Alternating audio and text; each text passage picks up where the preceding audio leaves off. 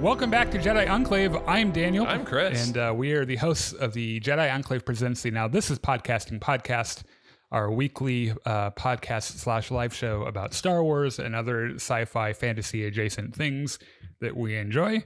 And this week, so we're running a few minutes late, mostly because I forgot to do something crucial, and now we're 5 minutes behind. So don't worry about it. Yeah. It's our show. We can run as late as we want. We got a lot of stuff to talk about, actually. Mm-hmm. There's a bunch of Star Wars news, which I've condensed into a Star Wars news roundup, which I'm going to try to get through like really quickly. There's also a shit ton of trailers of both Star Wars and other things. Yeah. What trailer? Joker 2. Okay. I don't have it on the list, but I have it in my head because I saw it. Okay. I assume you saw it too. I watched it. Star Wars Outlaws had a story trailer. Story mode trailer. Star Wars Tales of the Empire, which we didn't even know was a thing.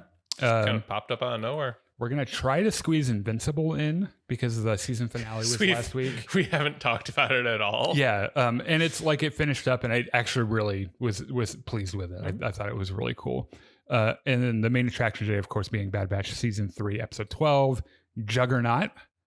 And then we'll do like a spoiler free and then, we'll do spoilers. Mm-hmm. If you're here for the podcast that comes out every Saturday, time codes are in the description. You can skip around at your own leisure. And thanks to Connor at the Star Wars Hub and Star Wars Veritas, who the Star Wars Hub featured our Leslie Headland Harvey Weinstein video. Oh, good. This last week, which was a huge help to us. He didn't have to do that, and it was really nice. And I saw a couple of the idiot comments before. I was gonna say, I assume you're in the comments. I try to stay away from comments like that because it.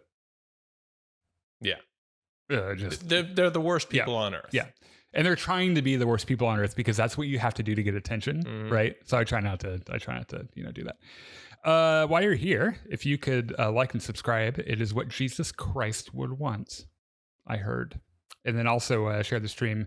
And then our Discord link, all the links to our socials are in the description of this video. You can join us on Discord and talk to us about really anything. The Star Wars things, not Star Wars things. After this, I don't think so for whatever reason, Wednesday has turned into a really bad day for Battlefront. Okay.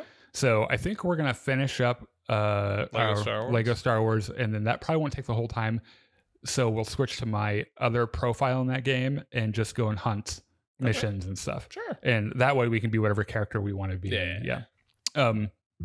So that will be at 7. Right after this, and then Gungans and Dragons this weekend on Sunday will be 7 p.m. And then we all started thinking about Star Wars: The Old Republic, and a bunch of us have if we haven't been playing it, I re-downloaded it and had to spend like a day with customer service because I haven't played it in years, and when I was trying to recover my account, they're like, "Oh, what was the debit card that you used?" And it's like. That was in 2014. Years ago. Yeah, it was it really was a crazy, I think it was 2014 or something. It was you understand that debit cards. Expire. You have to get new ones. And it was this whole thing. They had to keep asking me questions. And it's like when you set those security questions on an account, but then you forget. So they're like, what's your favorite author? And it's like, so you're asking me what my favorite author was in 2014. Yeah. I don't fucking remember that. And next question. Yeah. They're like, what's the name of your boyfriend or girlfriend? I was like, I know that one. Yes. Next one. Street address when you were a kid. Okay. It's I lived in so many places. I was going to say, for anyone else, that would be an easy answer. I have lived in a different house when I was a kid. Every 2 years I was moving somewhere. So anyway, we worked it out. The reason I brought it up is because I think we're going to start doing a Star Wars: The Old Republic thing. Very casual playthrough. Yeah. Oh yeah. And group activities and shit. So, I will be reading comments, as we go along, when it makes sense. For example, Chris says, "May the Force be with you, Daniel and Chris. I hope you're having a good night. Why is Star Wars Outlaws getting so much hate from Star Wars fans?" Because the main character is a woman. I don't think that it necessarily is. I think it's everything else where a bunch of people are really loud but that doesn't mean that there are a ton of them. I think that's true. So someone during the Battlefront stream last night commented about, well, don't you think it would be it would be better? Like, my problem is that there's not a character creator. And it's like, no, your problem is that the main character is a woman. Yeah, it's like you want a character creator so you can be a man, which is fine. I don't even necessarily have a problem with that, because we were talking about this last night a little bit, where, like, you know, you want to live vicariously through a character that you can see yourself in. Sure. And then feel like the hero, right? And in games where there's a character creation thing, I almost always make my character a guy, because that's how I identify. Sure. But, like, you weren't screaming for a character creator when Jedi Fallen Order came out or when Jedi Survivor came out. And I wonder what the difference is. What could possibly be different between those two games? Yes. Desi Boy. Sorry, it's been a while since I've tuned in. Hey, Daniel and Chris. Tales of the Empire looks amazing. I know. Yeah, we'll talk about it when we get there. Real quick, let's do a Star Wars news rundown. Okay.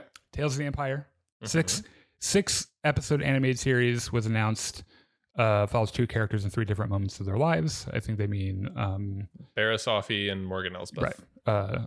And I'm not expounding on that because we have a whole thing where we're going to discuss the trailer. So Leslie Headland, creator of The Acolyte, discussed the show The Acolyte a little bit, confirming it as a detective story with Sith apprenticeship themes. And also, I thought it was really interesting. I've been reading High Republic books, and heavily featured is a Jedi character called Venestra Rowe, who makes a blink and you miss it appearance in the Acolyte trailer. She's the green chick who does the door. The green one. Who doesn't have any hair, which everyone noted. Everyone who knew who Venestra Rowe was like, she has purple hair in the books. That's strange. Why is she bald? And Leslie Headland's like, because she's seen some shit. Since you've last seen, like that answer. Yeah, since you've last seen Venestra Rowe, she has seen some shit. Which I'm like, please tell me more, because that's really interesting. Would you like to know more? Yes, I would. She's a really interesting character because she was made a Jedi Knight when she was 15. Seems pretty young. It seems really young. I mean, I was not emotionally prepared to be a Jedi Knight when I was 15. No, I don't think she was either. But she still really is really good, right? And she had this vision that led her to make modifications to her lightsaber, and with a flick of the switch, it can go from lightsaber and it elasticizes to a whip. Okay. So it goes limp. Yes. And then she whips people with it, which I think is kind of neat. Okay. So apparently she has seen some shit. Cool. Star Wars Outlaws got its story mode trailer. It's Lucasfilm Games with Ubisoft and Massive.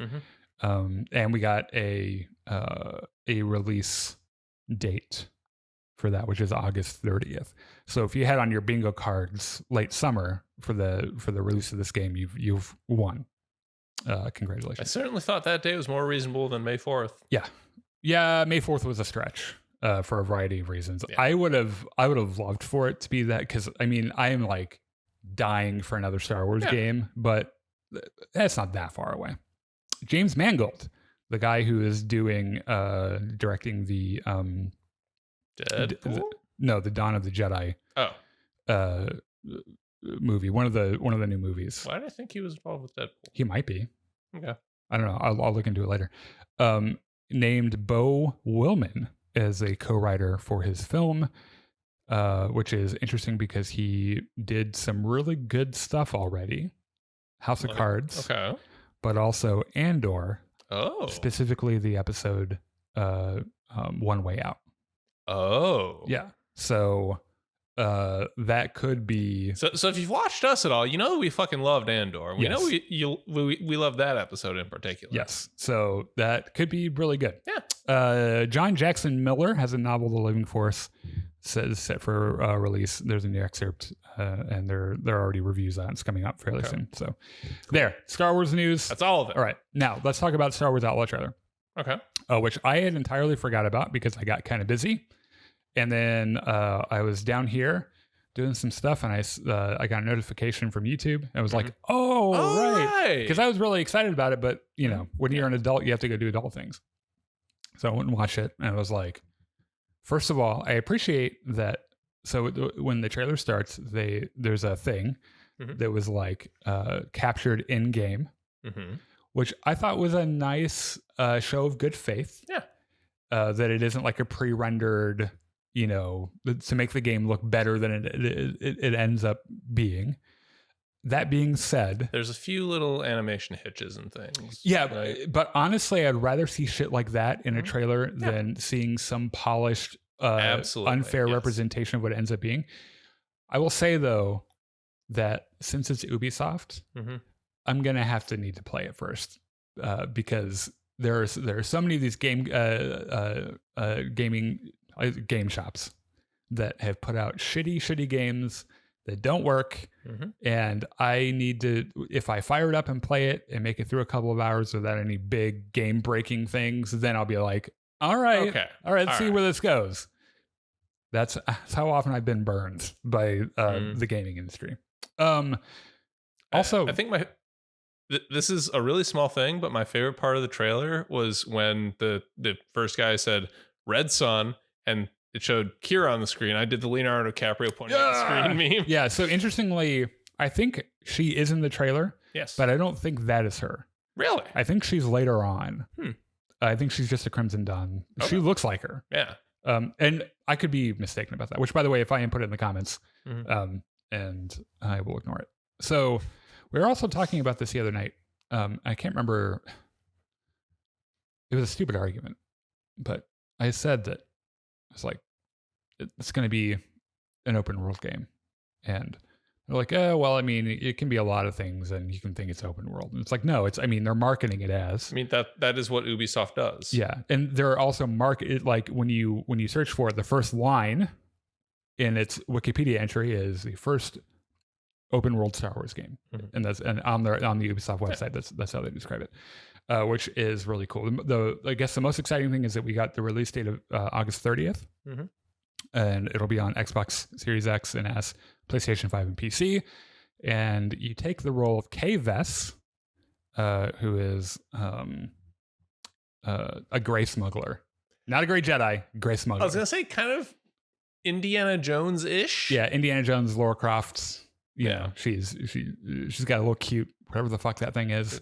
Alien cat thing, or which fetches guns, and they go on adventures, and apparently KVS is wrapped up with some bad criminals and some bad dudes. It's set in apparently it looks like it might be set in a couple of different time frames, one of which being between Empire and Jedi. Yeah, that's the one we know for sure. Which is like, do we need another story from that era? I mean, I'm okay with it. I'm okay with it too, but it's like, for the love of God, can we get something else?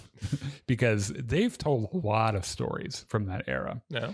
And I'm not sure how she's going to do anything without running into something big from a comic or something. Well, I mean, we already know that she does, like Red Sun and someone who looks like Kira. Crimson Dawn. I think Crimson Dawn, whatever. Yeah. We know she hangs out with Jabba at some point. We know she sees. Yeah, there's a really good gag. Han frozen in carbonite. She tries to bribe, or not bribe. She tries to bluff Jabba the Hutt. Yeah, and they just put her ass on the Rancor thing, and she's like, okay, all right, yeah, all right. I see what we're doing now. So, the major villains are Slero and Zarek Besh, leaders of a crime syndicate. So, like, the thing opens with a guy like, look, the Empire fucking sucks. But they're busy right now. They're very, very busy with terrorists. Yes. Or rebellion, or whatever the fuck you want to call them. And that means we can rape and plunder everything and make a ton of money. What do you say? And everyone's like, sounds good. Yeah. Also, I think that they have their meeting in Canto Bight. Okay. That opening shot with the TIE fighter looking things that aren't actually TIE fighters is on Canto Bight. And there are representatives there from Jabba the Hutt, Crimson Dawn, the Pikes are there, and I think there's like one more that I can't remember. But they're trying to make money. Yeah, they're trying to make an opportunity out of the Empire. And you learn a little bit about KVS. You don't learn a ton about KVS, but the premise is that you are an independent agent who garners favor or displeasure from several different of these crime syndicate groups. Very a la kind of Red Dead Redemption with like a wanted system, just like, Red Dead. Yeah. And she at some point fucks him over and gets a bounty hunter sent after her, right? And there's one of those separatist commando droids in a fucking trench coat at one point. Yeah. Which dude looks pretty style. Yeah. And of course we saw the Han Solo brick of carbonite, and I think at one point the rebel fleet from Return of the Jedi is in there. So the whole thing looks good. If it works. Oh, there's a Rancor and there's a Sarlacc pit they're sliding into, which was kind of cool. Yeah, there are a bunch of it's in the Star Wars universe. It has some of the greatest hits. Yeah, so you can look through it and be like, it's, and right then there's a huge fucking crate dragon, which is literally just the sandworm from Dune. Yeah. And truly open world, which is kind of cool. You can just jump on your speeder bike and go find some trouble to get into. I'm curious to know how big it actually is. If you were to compare it to the scale of Jedi Survivor, which is not an open world, it is semi-open world, where there are several different planets you can go to, just like in Fallen Order. Yeah. But the maps are much bigger. They're just fucking huge. And I'm curious to know, how big the open world is, and also one of the selling points is did you know that you can get in your ship and take off and go straight to space without a loading screen? And it's first of all, that's not true. The loading screen is the process of taking off. Yes, it's like the in between when you travel in hyperspace in Lego Star Wars, and you can fly around. That's a loading screen. That's the loading screen, right? And or in a bunch of these modern games, when your character is squeezing between two rock walls, right. That's a loading screen. Yep. They do that a lot in Jedi Survivor, actually, or God of War Ragnarok. What was the other thing? Oh yeah. I like a good open world game. Yeah. It has to directly cater to my interests for me to be interested in it. So my friend Robbie made me try Fallout 76. I didn't like it because I didn't like the setting at all, right? Because all open worlds are generally the same. It's if it's Batman, all right. If it's Harry Potter, all right. If it's Star Wars, all right. Starfield was kind of like Star Wars, so it was it just wasn't a very good game. Yeah. There are some annoying open world things that I hope that they avoid, really repetitive side quests. And I don't know if you've heard anything about Batman Arkham Knight and the 200 something Riddler trophies you have to get. Oh yeah, the collectathons. Yeah, and it's if you could come up with something new and not do the recycled, whatever. It looks to be really, really cool. I'm going to play it regardless. I'm intrigued. Yeah. They're doing pre-orders now. I don't know if you get the pre-order, you can play it. You just get some cosmetic shit and you get to play it for a few days before everyone else. So, another thing that we got. So we had been monitoring rumors for a couple of months about, the fact that Lucasfilm was doing some kind of animated show a la Star Wars Tales of the Jedi. And there were a bunch of different rumors. There was Tales of the Bounty Hunter, Tales of the blah, blah, blah, blah, blah. And so we figured we'd be getting an announcement of something in a few months because it sounded like it wasn't ready. But I'll be goddamned. Apparently, Star Wars Tales of the Empire is coming, and it's coming right after Bad Batch is done. It's in a couple of weeks, right? Oh, all right, I'm here for it. And that trailer looks pretty fucking great. Yeah. And I think between this and Acolyte, Lucasfilm is kind of giving us a whole bunch of dark side stuff at one time, and I'm here for it. Yeah. Specifically, this one's going to follow primarily Barriss Offee and Morgan Elsbeth, who, if you're following the Ahsoka series, Interesting, because those are two characters that Ahsoka herself has a pretty personal relationship with. That's a reason why a lot of people think that this will connect to Ahsoka season 2 in some way. Could very well. And it's a cool thing because it's like the last we heard of Barriss Offee, she did a little terrorism and framed Ahsoka. The Jedi, because they're dumbasses at this point in the story, kick her out of the Jedi Order. And then they have a trial and discover that she's innocent. And oops. The Jedi are like, well, you want to come back? Let's say neither of us were right, and you can come back. And Ahsoka's like, motherfucker, please. And she fucks off, right? We don't know what happens to Barriss after that. Except now we do, and apparently it's not very good because she may be getting captured and broken into an Inquisitor. Yeah, she's being groomed, it looks like. And it's interesting to see where this will go with Barriss because she, like, her whole reason for doing what she did was that the Jedi turned into violent warlords, which I thought was an interesting thing to do to protest. That was to bomb something and kill a bunch of people. We don't always behave with full logic. Yeah. So I'm not sure, like, if she's fallen to the dark side anyway, it's not going to matter. Because, I mean, Anakin believed in, not... Peace, freedom, stability. Right. There's some familiar faces in this where the Barriss half is concerned. Probably the most eye-catching is Vader and the Grand Inquisitor. Yep. And, Vader walks into the room and you can see Barriss like, oh, who the fuck's that, man? Oh. And I assume probably at some point she probably figures out who he is. Probably. Because the last time they met, they fought and she lost. So, and that was when he was Anakin Skywalker. Yeah. And then there's a bunch of Morgan Elsbeth stuff, including a younger Thrawn, who's looking really sharp. And we'll call back to Grievous's slaughter of the Night Sisters on Dathomir.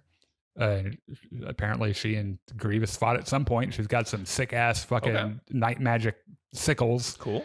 And the relationship seems to delve into how she and Thrawn met and became involved with one another. And also apparently she might have been she's from Dathomir, I think. I would assume so. But there are a bunch of shots of that planet that she's on in Mandalorian season 2 during the Ahsoka episode. So something like that is like... That might be her like kicking out the local government and getting herself set up. Something. Which maybe she takes over for resources for Thrawn or whatever. Yeah. In any case, they strike a little friendship. You scratch my back, I scratch yours. And so I'm ready for both of these stories. I think they'd be great. Yeah. So, and we don't have to wait that long. I think it comes out May the 4th. Yeah. So, I mean, if it's right after Bad Batch doesn't have that many episodes left. Yeah, it's released. I'm almost positive its release date is April 4th, which is May 4th. Or yeah, May 4th. Sorry. Which 1, 2, 3 weeks. Okay. On Friday. So, yeah. I think people are excited about it. Let's talk about Invincible. Okay, yeah. Real quick, the Acolyte is going to be exciting. I agree. I think it's going to be really cool. I'm very excited for it. We did a video a couple weeks back about some of the manufactured drama around this and the kind of the bad faith actors that are involved in the, we have to connect Leslie Headland to Harvey Weinstein, despite that there's nothing there really. The other things I've seen people on social media bitching about is, we posted a picture, one of the Empire magazine shots of Squid Game guy and Vernestra Rowe, bald green lady, and someone was like, "Yeah, the costumes look like they came from a Comic-Con." It's like, first of all, you're wrong on two different levels with that, because you have not seen the average Comic-Con costume. Yeah, they look. Some of them look pretty. Well, that's the thing. That's the point I'm making, is that some of them are absolute trash. Yes. Right. And that's kind of the whole thing. Occasionally you run into one that is trash by design. Right. But a lot of the time they're just not that great. If it's not that, it is the most beautiful, screen accurate bullshit you've ever seen in your life. So like, you think you're insulting. You're not making the point you think. Yeah. And then the other was attacking Vernestra Rowe's character. Someone said that she sounded like a fan fiction character because she was knighted at 15 and has a light whip and stuff. And it's like, are you saying the same thing about Luke Skywalker? Because he's also like kind of a badass. He was 21 and blew up the Death Star, killing millions, by the way. Yeah. It's funny to watch these people really grasp for straws. And it would seem to me like they're really pissed off that people are excited about it. Mm-hmm. And it's like that meme where you have like the group of people watching TV and there's the one guy screaming at them to stop having fun. Mm-hmm. It's like that, right? So Invincible, yes, has been running its season for the last several weeks. Last 4 weeks. We've not had time to talk about it really because we've had other shit. Too much other shit. Yeah. And the it's fun. It's a fun show. Yeah. The season finale kind of runs into my pet peeve with shows, which is where the good guys are never allowed to win and they just always get beat up. Yeah, repeatedly. That's kind of Invincible, though, right? That bothers me more in The Boys, but it happens a lot in Invincible. I mean, you remember what happened after the first episode of the show? Yes, like all the good guys died, or at least most of them did. And the thing that I like about this show a lot is this is a really good. I haven't read any of the comics. Mm-hmm. Apparently, it's very faithful to the comics, and apparently, the comics are very good. Whereas like The Boys, the show is really good, but everyone I talk to who've read the comics are like, it's really weird. Actually, like the more it goes on, the weirder it gets, and it's like, I get the impression that the comics aren't like that at all. That the people who are into it really like it. The thing that I like about it so much, particularly in this season, is that, like they picked a really interesting character for the main character, and the whole emotional side to Mark. And the fact that like his dad ended up being a mass murderer and like the world really hates him and his avoidance to like not become that and try not to get drawn in, but then getting drawn in anyway because he fucked a cockroach on another planet, had a kid. Yeah. And he had the gall to bring it back to his mother, which I understand. It's his little brother. Yeah. But like the entire, like when he brought that fucking kid home, I was like, how do you think your mother feels about this? Because the way she feels is she loves Mark. She loves her son and he loves this kid. So by transitive property. And you know what? He kind of doesn't deserve his. No, I don't think anyone deserves that character. She seems. She is a sweetheart. She seems principled and really level-headed, and she might be really. I mean, Mark's a good guy. Mm-hmm. There aren't a ton of good guys in this show. Like a lot of them are kind of weird and crazy. They set up the villain that I feel like they kind of forgot about this season until the last episode. Yeah, the guy with the weird fucking head. Who is like, I guess Doctor Strange, but kind of. Yeah, he has like he opens portals. I guess he's more like America Chavez. Yeah. And like his whole thing is that he's pissed off at Mark for doing terrible shit in every other reality except for this one. In every other reality, Mark is an asshole, like a real asshole. And I appreciate also on this show that they do shock value really well. Like there's a scene in that last episode where we see Mark just walking down a line of prisoners just karate chopping their heads off. That must be a thing because his dad does that a lot. Yeah. Well, like he just karate chops things.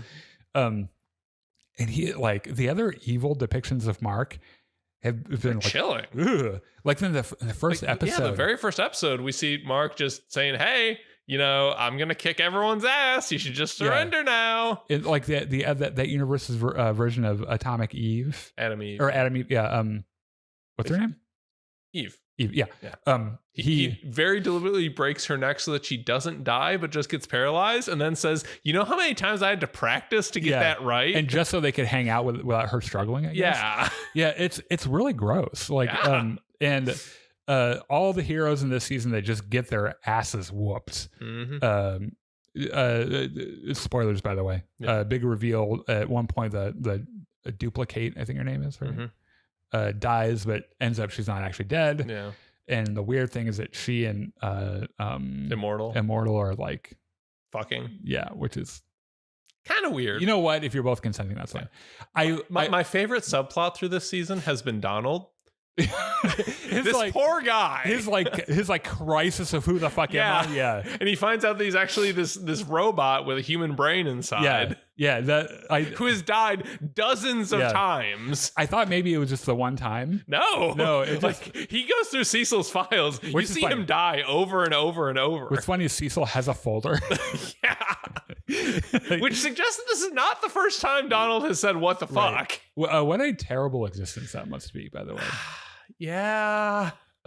Except I guess maybe I would be like, okay, so if I die and you bring me back again, this conversation and the resolution that I come to, can you include that in the update for the next brain? Nice, yeah. Because I would like to come in. You don't have to keep going through this. Right.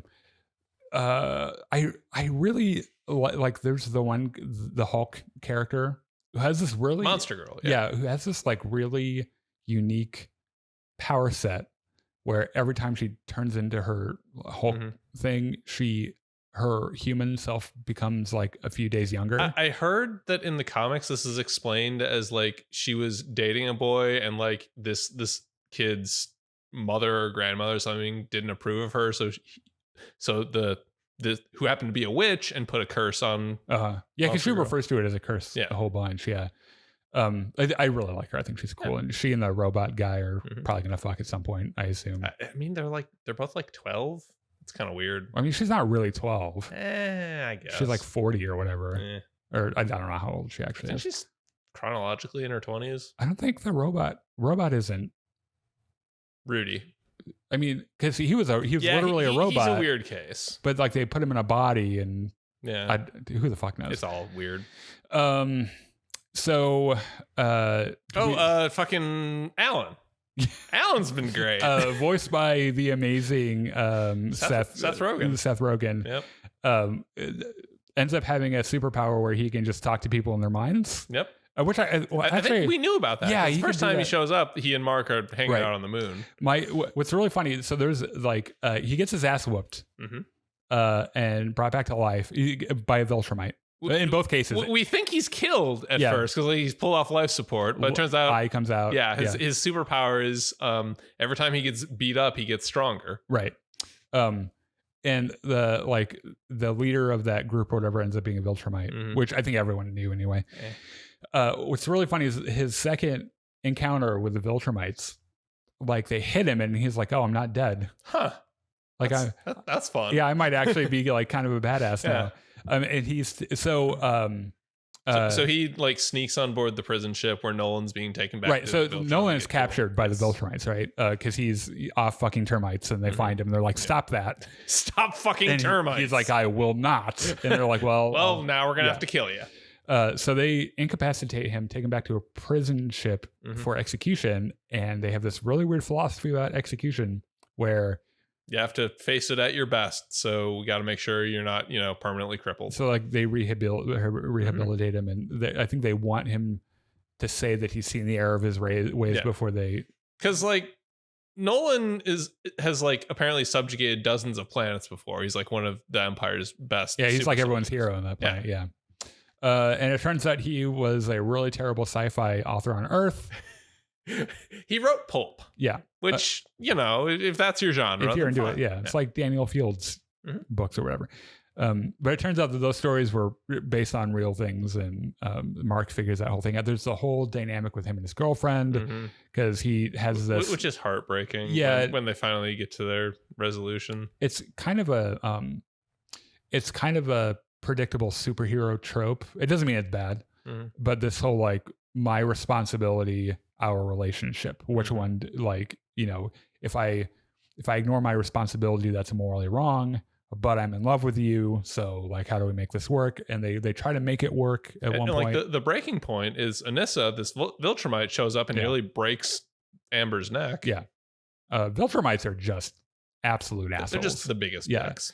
I guess that was a big moment from the comics that people were really excited about, because she just whoops Mark's ass, like up and down.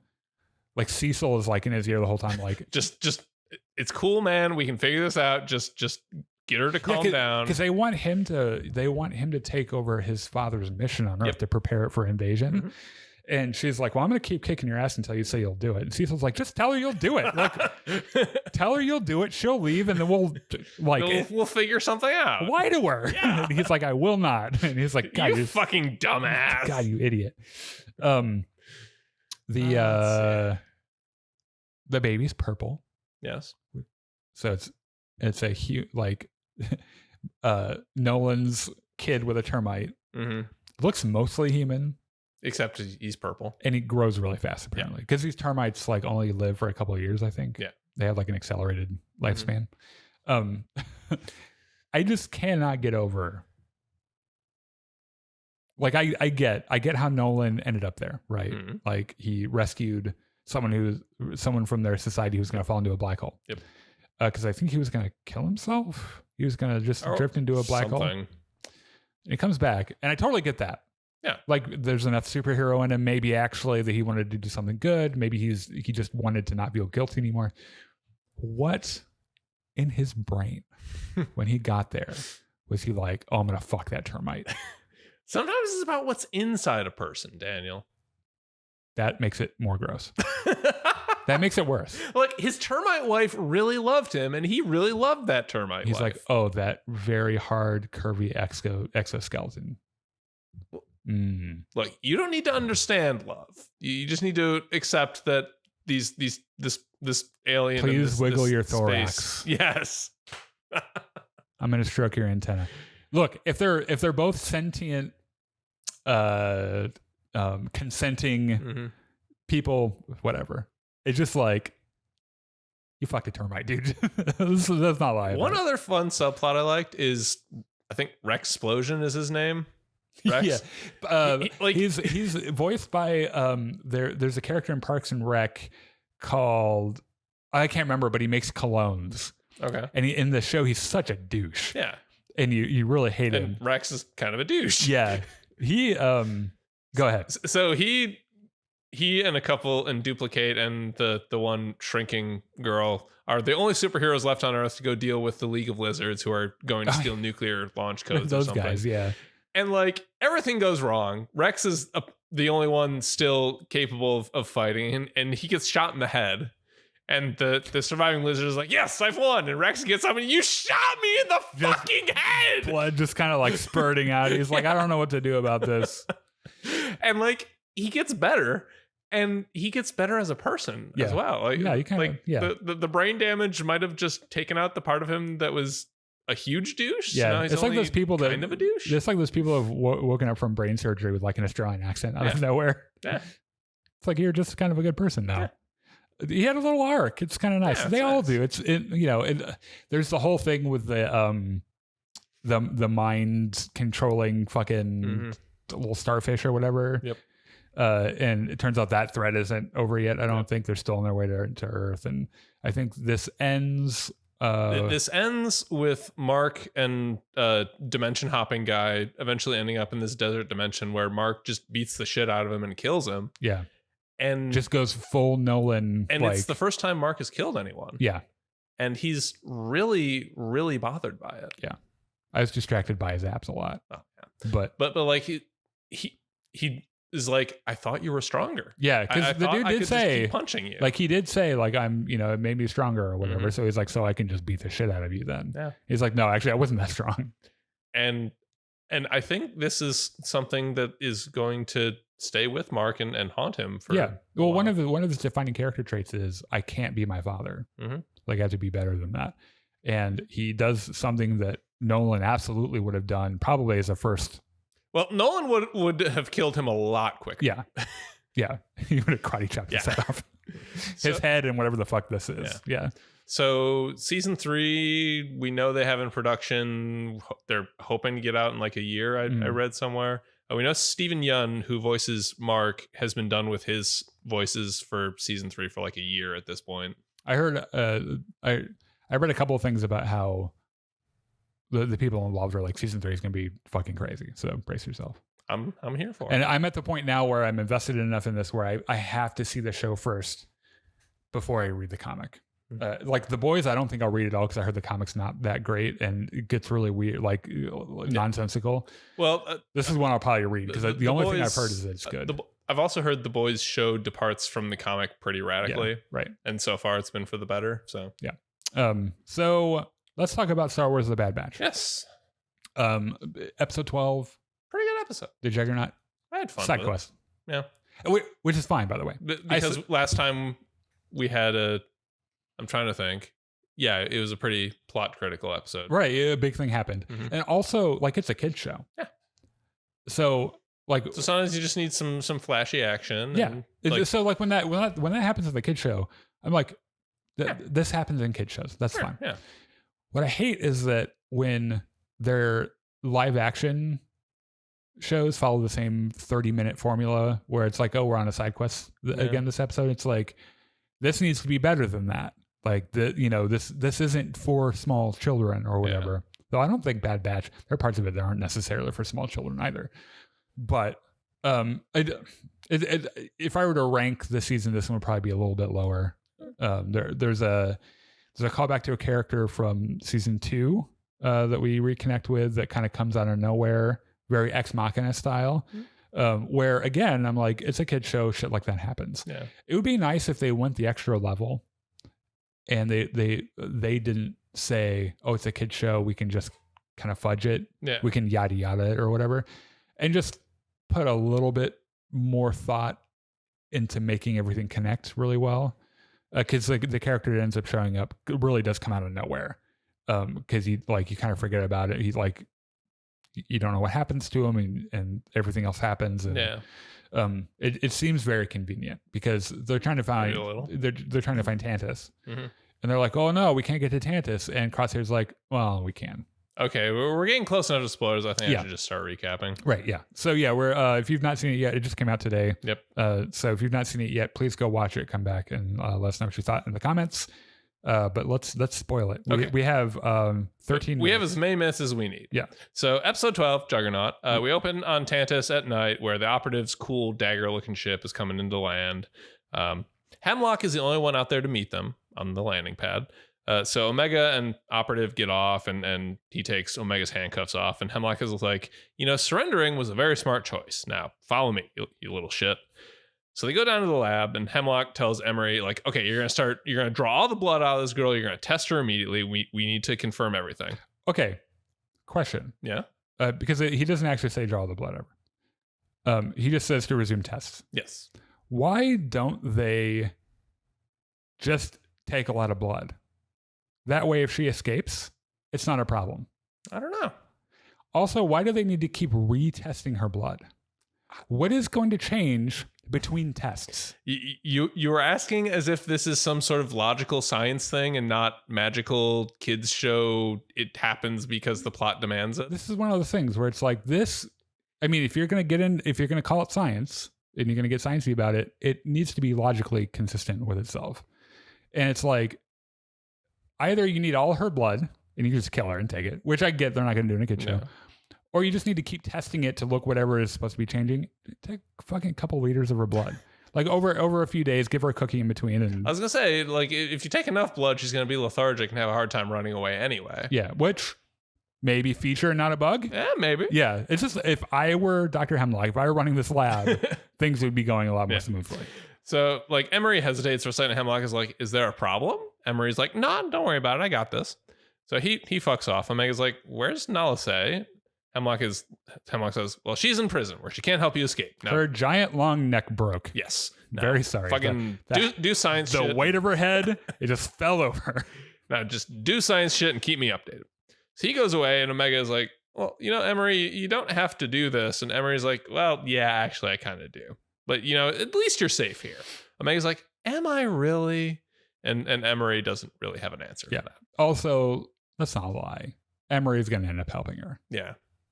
So back on Wanda Sykes' Paradise Island, which is not much of a paradise anymore, the Star Destroyer is still floating ominously in the air, and Hunter is creeping around and watching the gunships leave.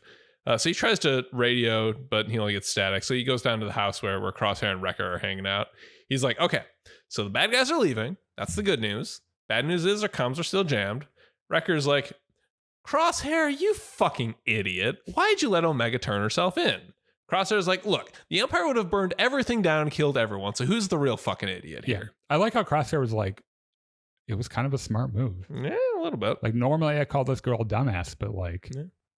Wrecker's like, yeah, but they got her and we don't have a ship. Hunter's like, even if we did, we couldn't find her because we don't know where the fuck Tantus is. Crosshair's like, well, actually...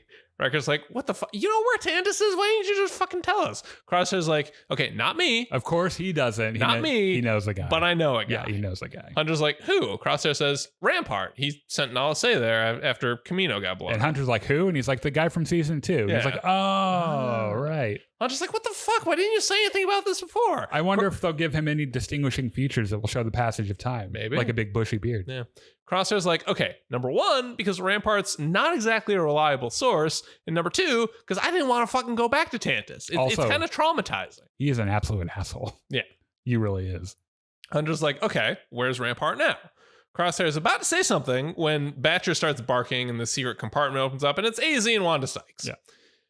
Sidebar, every time Wanda Sykes shows up in the show, it's like, oh, that's Wanda Sykes. Yeah. Like, after they say her name, oh, she has an actual name in universe.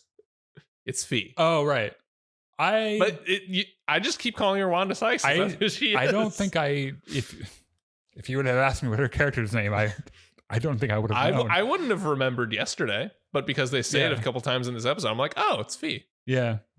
I like Wanda Sykes better. Yeah. Also, I like Wanda Sykes a lot.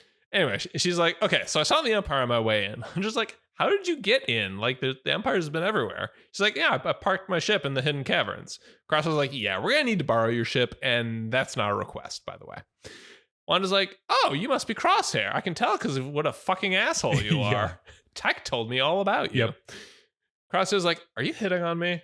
Is that what we're doing right now? Maybe. Wanda's like, no, but I can still give y'all a ride. Where are we going? Crosshair's like, there's an Imperial labor camp on Erebus. And Wanda Sykes is like, hell yeah, let's go. I love Imperial labor camps. Yeah. So Erebus is this dusty, rocky planet where Rampart is doing slave labor shit. He busts something and this Ugnaught yells at him and like you can tell it's taking all of Rampart's self-control not to call this alien a slur. Yeah, he's like this close to being like he was this close to being canceled. I don't want to live in a +1 for English Empire. Yeah. So in hyperspace, Wanda Sykes is showing the Bad Batch a map of Erebus. She's like, okay, I can get you in undetected, but then you'll have to deal with the physical defenses and the perimeter and all that shit. I'm just like, all right, once we're down, we need to find a computer and hack into it to find where Rampart is. Crosshair's like, well, there's a computer in this checkpoint that we can go to. And Hunter's like, okay, once we have Rampart, Wanda Sykes, you're going to have to be ready to pick us up because it's probably going to be real loud and real messy. So Wanda Sykes comes out of hyperspace over Erebus and she just cuts all the engines and all the systems and everything. And they just start falling into the atmosphere. Free fall through the atmosphere, yeah. Because that way they don't trip any sensors. And then she kicks on the engines right before they hit the ground. And I like how this entire time Wrecker looks like he might just throw up. Yeah. He's just like really alarmed. It's a really cool stunt. And I wish we would have seen this somewhere else in the Star Wars universe as well. Yeah. Because it seems like there's times when, being able to get past a blockade like that would be really useful. Oh, in a few Star Wars movies, I think. Yeah. Well, I guess they don't really do it because they're like Rey does like a little maneuver in The Force Awakens where she lets the Falcon like free fall for a second, but it wasn't really this. This was like nothing was on. Yeah. It's just like falling like a rock. She turned off everything and then kicked it back. It's kind of like there's a fan film about a TIE fighter pilot that's really good. Like looks really, really good that does something like this where he like it's really amazing. He's flying toward the hangar of his Star Destroyer, like they're about to retreat. And right as he's getting up to it, it goes off to hyperspace. it just leaves him there. Yeah. And so he turns all of his shit off and just floats like a fucking, like wreckage in the battle or whatever. Anyway, so they get down there. Wanda Sykes drops off the Bad Batch and flies off. So they're sneaking into this facility. There's this big old bridge and shit at the checkpoint, and they're sneaking around, and they stun a couple stormtroopers, and Crosshair starts hacking into the computer. Rampart is still trying to do his slave labor shit. He's like, man, we've been doing this for hours. Why isn't the shift over yet? And I'm going to see the Union about this. His Ugnaught buddy starts trying to explain. Rampart's like, I don't speak whatever language you people speak. Yeah. Ugnaught, I don't want this to be a press one for English Empire. You already made that joke. Yeah, I know. It was a good joke. I committed to it. So also, Rampart really is an absolute asshole. Yeah. And he does have the big bushy beard, which makes him look like more of an asshole. Yeah. So Ugnaught just kind of walks away in annoyance, and Rampart's like, yeah, at least we're all frustrated here. At least we're all having shitty days in Imperial prison camp. Yeah. So Crosshair finds out that Rampart is going to be transported back to the prison from the mining structure, and the prison's on the other side of the bridge, so their best chance is to catch him before he gets there. Mm-hmm. Hunter's like, all right, cool. We're going to sneak onto this transport they're taking him on. So transport, so they load up all the prisoners. The transport's moving. The transports are really similar, aren't they, to that episode from Mando season 2 where don't they do this in the whole thing in Mando season? Kind of. It's not a labor camp. It's when they need to figure out where Moff Gideon's ship is, and so they pretend to be Imperials. Steal a transport, and yeah, aren't they like kind of the same? I think so. Yeah. So I know from the old expanded universe, these were called juggernauts. They're supposed to be like Clone War era fighting vehicles, or maybe it was the same vehicle that they rescued Jyn Erso from. Maybe I remember. You keep going. I'm gonna look this. This might be the same vehicle that they in season 2 they bust the Twi'leks out of. The Twi'leks in bust what? the Twi'leks out of in season 2 of Bad Batch, I think. Oh, yeah. Anyway, so the transport is moving, and so Bad Batch have a plan. Hunter is going to hijack the controls while Crosshair and Wrecker get Rampart. So they sneak out with grapple guns, but they trip an alarm somewhere. So one of the stormtrooper drivers goes out to check, and the Bad Batch basically just overwhelm him and the other pilot, and they're in. So the door of the prisoner compartment is magnetically sealed, and Crosshair's like, okay, Wrecker, plan 55. Wrecker's like, 55, which one is that? Oh, 55. I love 55. Yeah, okay, let's go. So open the door, and plan 55 is just shoot all the stormtroopers. It's Crosshair's favorite plan. Yeah, well, because it's kind of a callback to the original Star Wars. When they go down the trash compactor, Luke, of course, is like, oh, we'll just shoot it. And then he's like, I already tried that. It's magnetically sealed. Yeah. It's Han that shoots it. Oh, yeah, you're right. Yeah, that's what I meant. Anyway, so they start looking around for Rampart. Rampart's like, wait a minute. CT, whatever the fuck your number is. And Crosshair's like, oh, you recognize me. How cute. Rampart's like, are you here to kill me? Crosshair's like, no, not yet. You know what? Yes. But later. Yes, but not the way you think. Yeah. Wrecker's like, okay, what do we do with the rest of the prisoners? So they stop the transport just long enough to let all the prisoners off. But unfortunately, that gets the attention of the Imperials running the checkpoint. So Wrecker comes back up and says, yeah, that should distract the Imperials. Rampart's like, okay, what the fuck are we doing here? Like, Crosshair's just like, just sit there and be quiet. Rampart's like, wait a minute. You could have just killed me, which means you must need something from me. Crosshair's like, all right, you got us. Where's Tantus? Rampart's like, how much is it worth to you? Crosshair. You know what I love is that Crosshair is like, okay, he has a point about us needing him, but I'm just for a second going to consider just not trying to find Tantus and just killing this asshole right now. What if we shoot him in some place that's not immediately lethal? Right. It's like, how much do I actually want to get Omega back? Because I might just kill this guy. Crosshair's like, you're not really in a position to bargain. Rampart's like, oh, I think I am. Tell you what, I'll talk once we get off this planet. You get what you want, I get what I want, we're all happy. So they go up to they're approaching the checkpoint bridge, and Hunter's like, Wrecker, get up here and man the guns. And Wrecker's like, yes, I love shooting things. So the checkpoint, the Imperials deduce that the transport's been captured and turned, and they start bringing up reinforcements, and Hunter accelerates, and they go over the bridge, and there's this head-on encounter with another juggernaut, and it's all explosions and stuff. in the confusion, Rampart tries to like dive and pick up one of the stormtroopers' guns, and Crosshair just kind of shoots it out of his hand. No. Rampart's like, bitch, please. We both know you're not going to kill me. And Crosshair's like, well, no, not yet. And he stuns him. Yeah. He's like, okay, how much do I actually want Omega back? Serenity now. Yeah. So the prison base is scrambling all their stormtroopers and gunships and everything. And so that Bad Batch blasts through and start driving along the cliffside. And Hunter's like, okay, Wanda Sykes, I really need you to pick us up right now. So they shoot down some gunships, but like one of them drops some stormtroopers on the Juggernaut, and they have to shake them off and do all this shit. Eventually, Wanda Sykes shows up and shoots down the last gunship, and the Bad Batch is like, all right, we gotta get on the ship and go. So they all jump across, and then Wrecker makes this action hero jump where he like grabs the edge of the ramp, and so they all get away. So the Bad Batch wake Rampart up, and they're like, Crosshair's like, okay, so we did our part. Now where the fuck's Tantus? Rampart's like, well, it's a little complicated. Like, I know a guy. No one knows the coordinates of Tantus, but I know a guy. Crosshair's like, okay, start talking, or we're gonna pitch you out the airlock. Crosshair's like, nah, man, it's cool. Like, well, we're all in this together. Like, you helped me, I'll help you. You know, my word's good. So back on Tantus, Emery is running tests on Omega, and the centrifuge lights up like it's happy. And Hemlock comes in and says, okay, what do we have?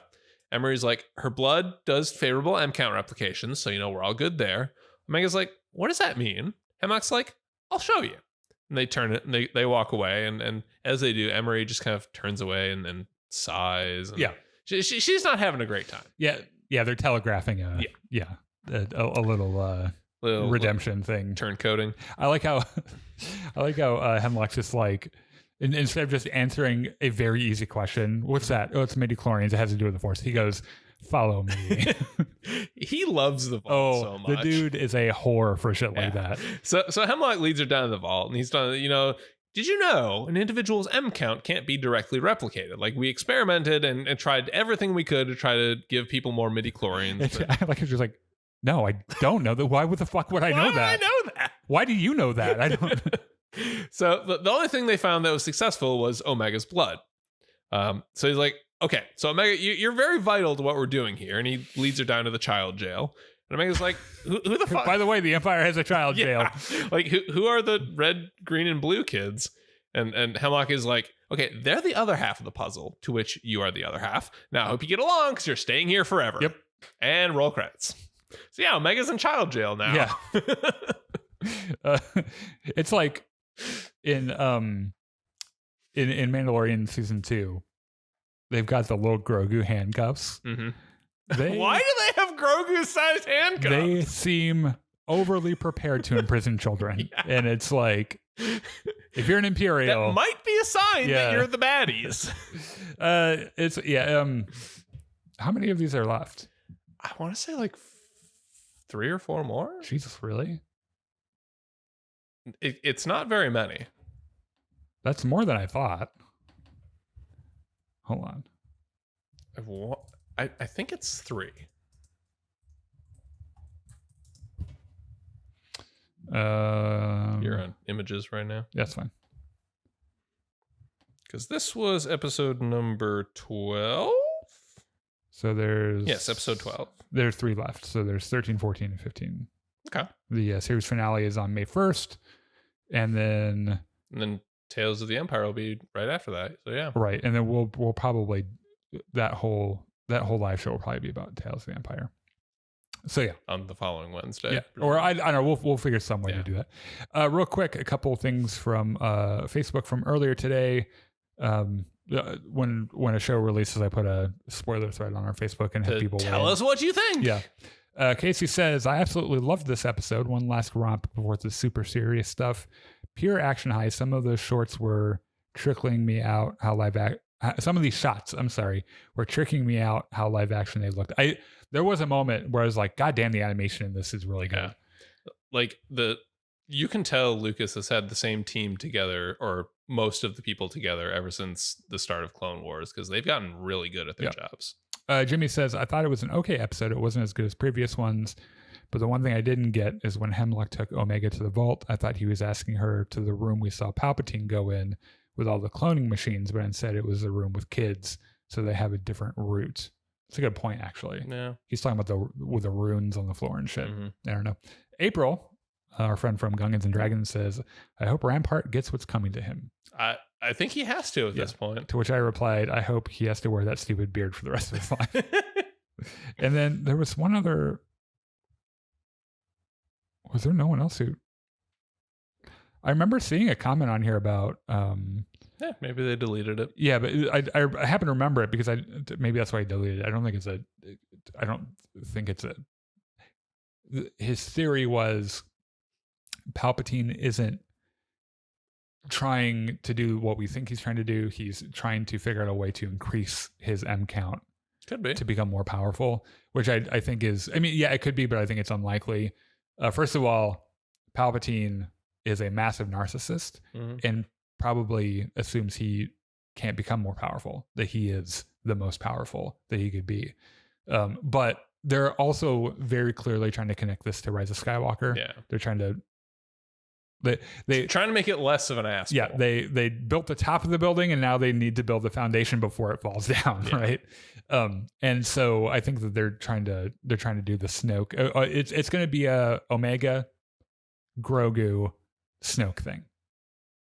Eventually, I think it's going to be, and that is like those three things is what led to Palpatine being able to resurrect himself. I think my answer to that theory is why not both?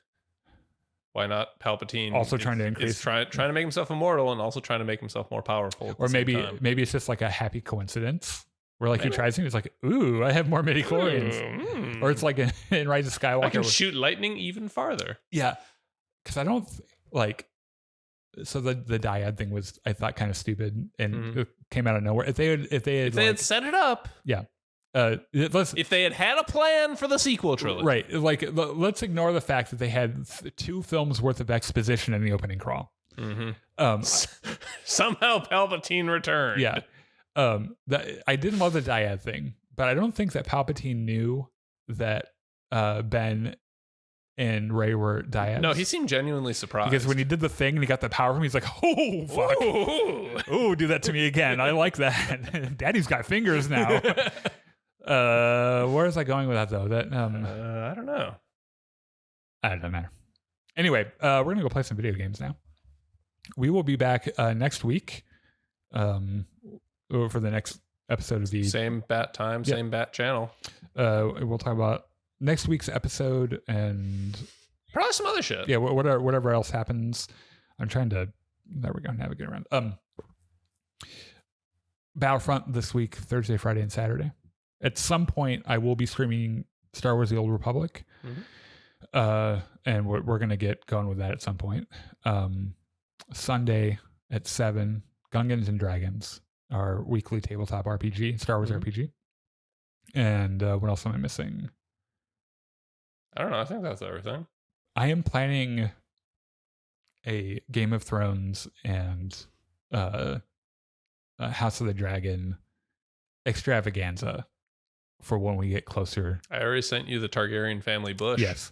We're going to get a map. We're going to have a map of the 7 kingdoms. The Game of Thrones one might take us 4 hours.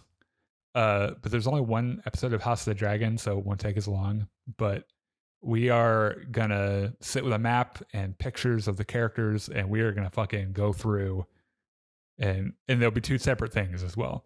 I don't know when it's gonna happen, but it'll happen. So if you're before House of the Dragon season 2, presumably. Yeah. It's more important that we do House of the Dragon, but it's like, I'm going to do this like all 8 seasons of fucking Game of Thrones because I asked you to test. I needed to test an audio thing, right? And so it's like you wound up talking about Game of Thrones for 30 minutes. That's where I realized it was like, Game of Thrones is one of those shows that I ended up being so immersed in that I can speak intelligently about every aspect of it pretty much. And there aren't many shows, because I like a lot of shows, but there aren't many shows that are like that, because it's like anything Star Wars. I'm not even really that intimately knowledgeable about the MCU, though I care more about it now than I did. And like Game of Thrones, I think is like the other one. My only request is that if you're going to talk to me about Game of Thrones for like 4 hours, at least give me some whiskey. Oh, we can, yeah, because we'll do it. We'll probably do it kind of like we do our gaming streams. We'll be over at my computer. We'll have drinks and shit. And it'll be like a live stream. It'll be fun. So, anyway, I hope you can join us here in a couple minutes. Going to go play some Lego Star Wars Skywalker Saga. Yeah. So come by and say hi. We'll talk more about other shit, and we'll see you later. Bye bye.